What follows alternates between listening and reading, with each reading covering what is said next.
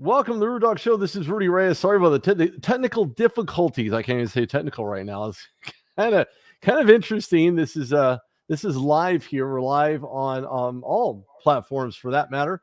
This is Rudy Reyes on the RudeDogShow.com. Thank you everybody for tuning in. Like it, love it, share it. Come on in. The water is fine.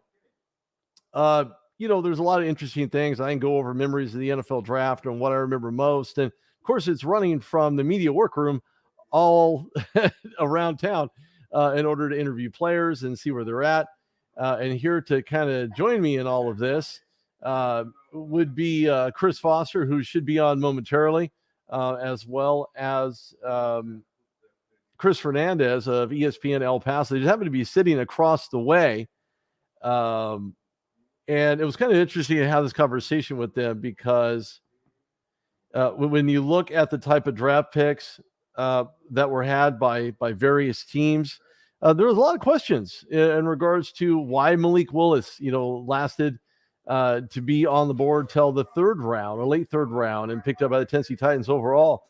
And what's really interesting is just a lot of UDFAs, undrafted free agents that were signed after the fact. But at the same token, when I look at grades for these NFL guys, and I look at everything associated with what they look like and what they're doing and what they accomplished to get themselves into a very a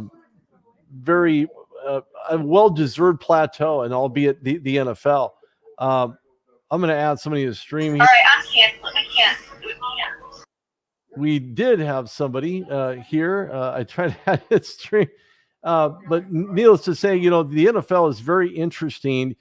And what's more interesting about Kenny Pickett? Now, I do like the pick of Pickett. I do like the pick of Pickens.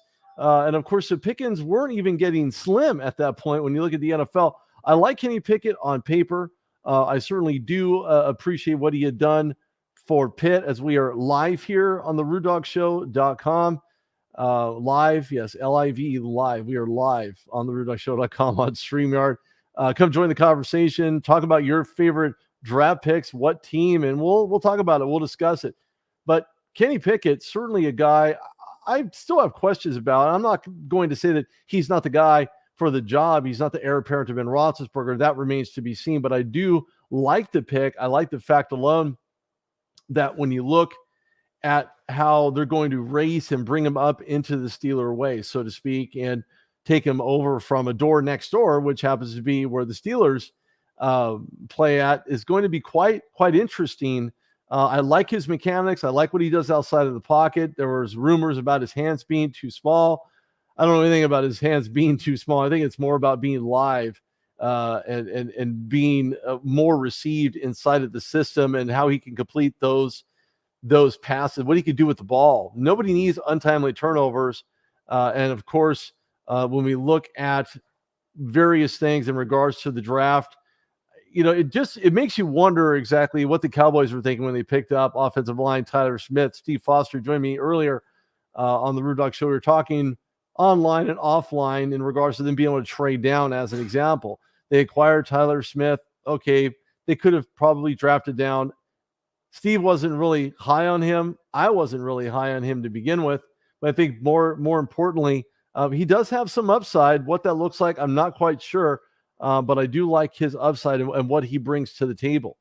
So looking at where the Cowboys have drafted, they had Micah Parsons in the defense, and he was, I would say, for all intents and purposes, co-defensive player of the year.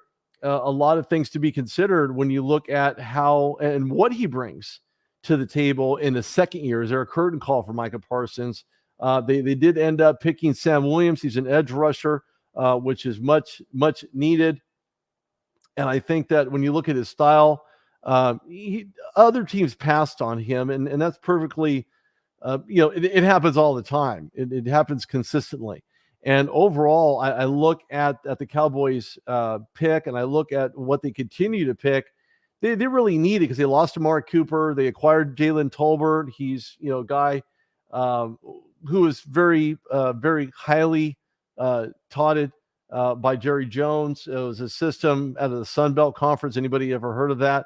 When I think of Bell, I think of one that I put on every day. But A lot of things that he has that he can bring to the table. Again, he's a rookie, going to make rookie errors, rookie mistakes, but I think he'll be all right in the system. He does have a certain level of athleticism. He is relatively tall. He did catch, 82 passes, almost 1,500 yards. So he brings something to the table. Whether or not he can connect with Dak Prescott, whether they can be on the same page early on, remains to be seen. And then to add more to this, they went in and acquired Jake Ferguson. When I look at what's going on with Jake Ferguson, it just makes me wonder, the 129th pick overall, whether or not he's going to be that starting tight end. They do have Schultz. Schultz did fantastic for the Cowboys with plenty of passes and plenty of time, obviously, during his time with the Cowboys last year, especially. And when I look at the Cowboys draft, man,